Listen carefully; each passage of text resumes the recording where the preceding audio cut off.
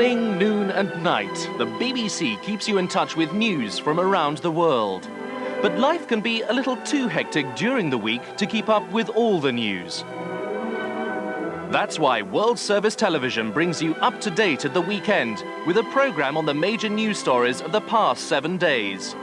Make sure your week is complete with World News Week this Saturday on the BBC.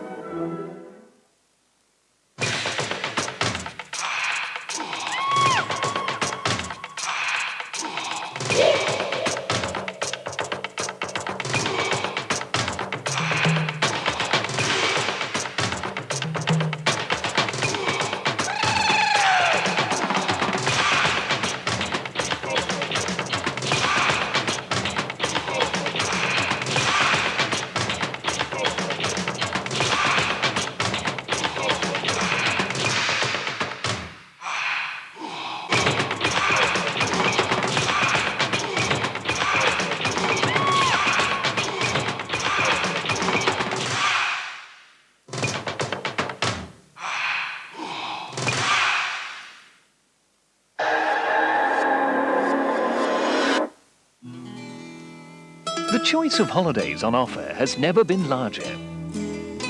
Whether you decide to go for a relaxing break or an exotic trip, it can be difficult to choose from so many.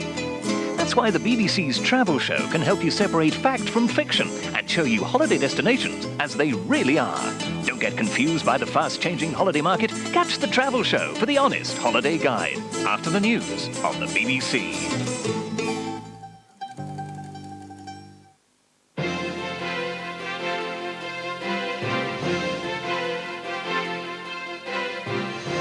You're watching BBC World Service Television.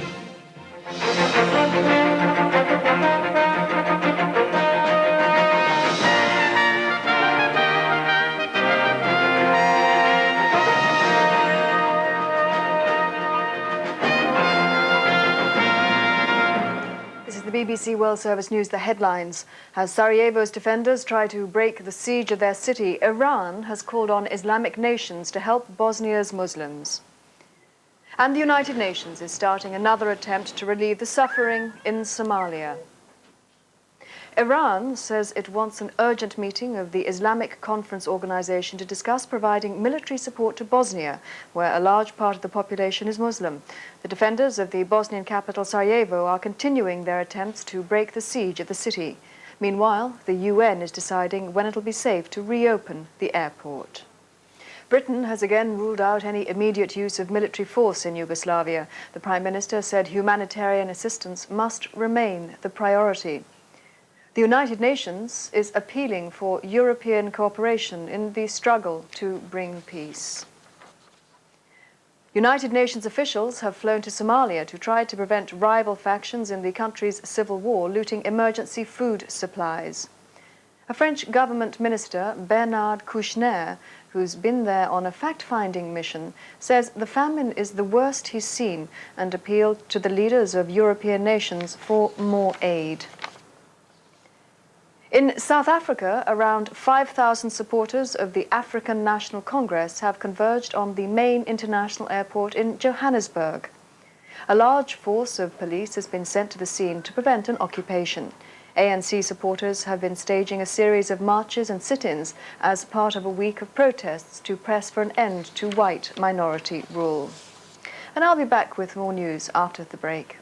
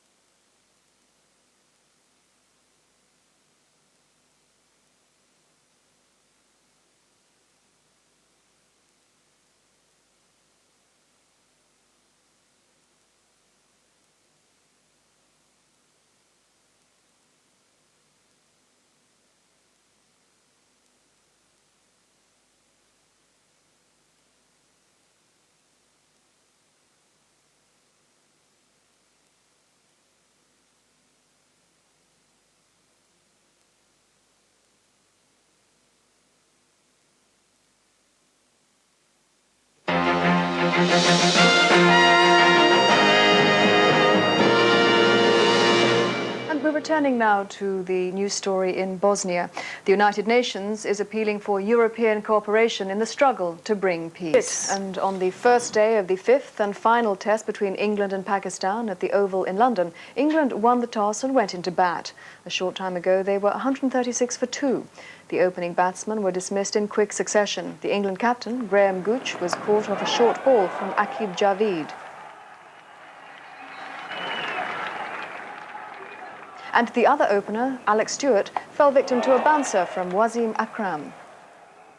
And time now for news from the Olympics in Barcelona. Here's Sally Jones. China has dominated the table tennis competition so far, winning 3 of the event's 4 gold medals. But today's men's singles final was an all-European affair.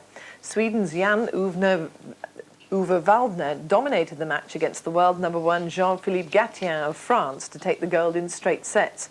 China's Mai Wen-ge and South Korea's Kim Taek-soo, the beaten semi-finalists, both won bronze medals. Another competitor has been expelled from the Games for failing a drugs test. The American hammer thrower Judd Logan, who finished 4th in his event on Sunday, tested positive for the drug clenbuterol. He's the 3rd athlete to be sent home from Barcelona. And that's all the Olympics news for now. I'll be back with more later. Pamela. And that's the international news as well. I'll be back with the headlines after the latest world business news from Heather Wellard. So lots of sport.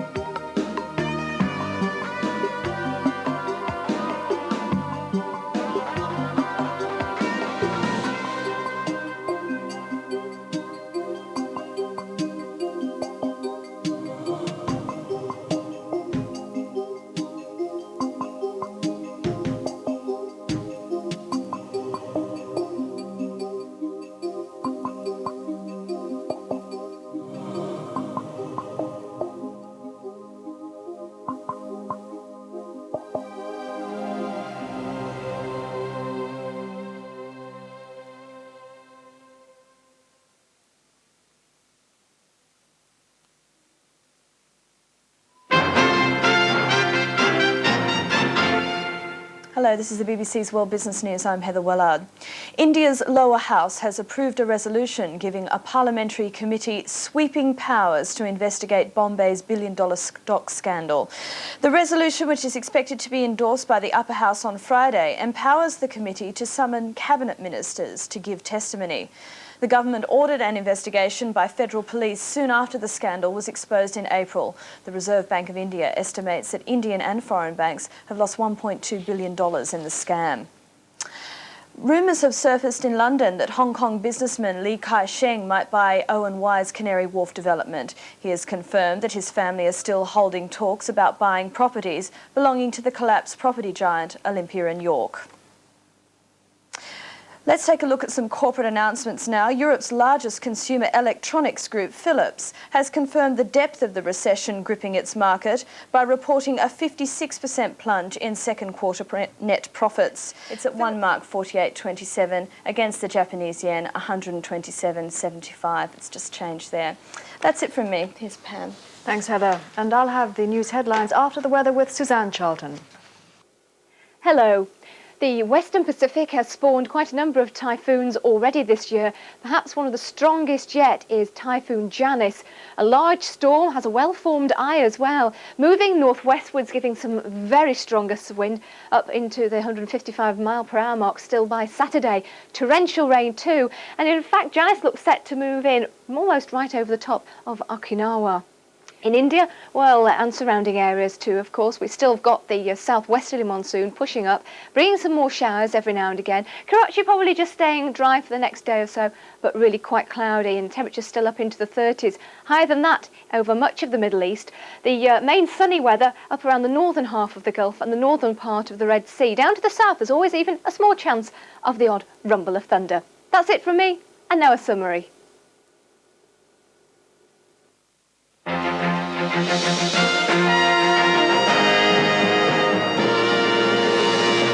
The international news headlines from the BBC World Service. Iran says it wants an urgent meeting of the Islamic Conference Organization to discuss providing military support to Bosnia, where a large part of the population is Muslim. In the Bosnian capital...